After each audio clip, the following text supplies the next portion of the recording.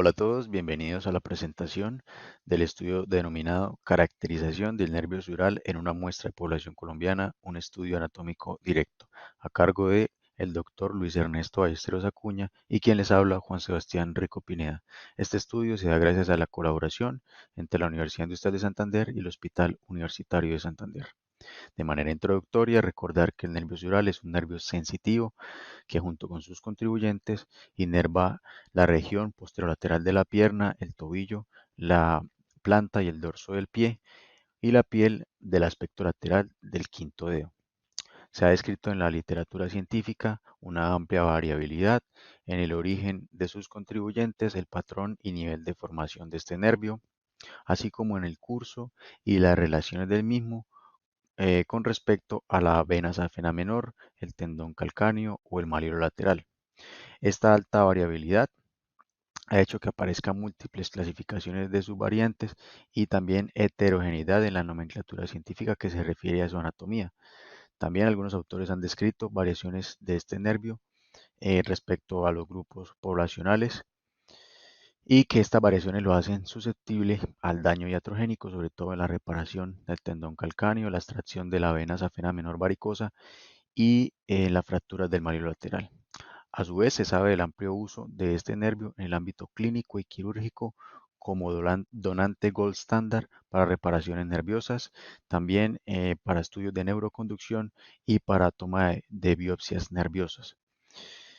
En la revisión del estado del arte identificamos que no existe suficiente evidencia de este tipo de estudios en población colombiana y latinoamericana.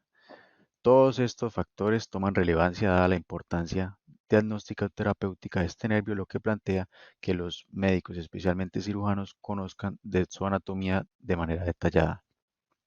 Por eso nos planteamos como objetivo identificar la expresión anatómica del nervio sural y describir sus principales características morfológicas en una muestra de miembros inferiores amputados en el Hospital Universitario de Santander. Y se disecaron 13 amputaciones supracondiles para explorar su anatomía y características morfométricas.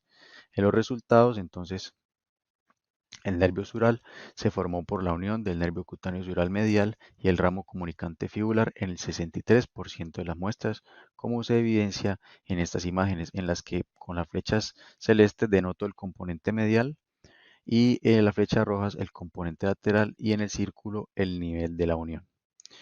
En el 18% de las muestras, el nervio cutáneo sural lateral se unió con el componente medial para formar el nervio sural o en el otro 18% restante no hubo unión de estos del componente lateral con el medial y entonces el nervio cutáneo sural medial reprodujo el curso del nervio sural, como se muestra en la imagen.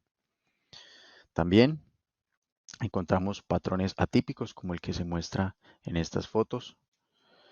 El origen del nervio se situó en el segundo tercio de la pierna en el 83% de las muestras. El nervio sural emergió de la fascia superficial a una distancia promedio de 16.3 centímetros desde la punta del malleolo lateral. También el nervio sural tuvo una longitud promedio de 29.4 centímetros, un diámetro proximal de 3.4 y uno distal de 2.7 milímetros. Desde su origen descendió por la superficie posterior de la pierna, siempre junto a la vena safena menor en el 89% de las muestras y superó el borde lateral del tendón calcáneo a un 33% de su longitud. Derivó siempre de una a tres ramas calcáneas laterales y se encontró siempre el espacio retromaleolar y pasando por debajo de la punta del malleolo lateral. También encontramos ramas comunicantes con el nervio cutáneo dorsal intermedio.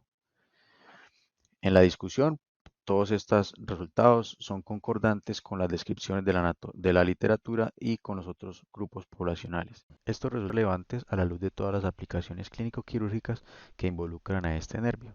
Entonces, como conclusiones, tenemos que este estudio proporciona una referencia útil para que médicos y especialmente cirujanos mejoren la eficiencia y seguridad de su recolección o identificación para su uso en los escenarios clínico y quirúrgico.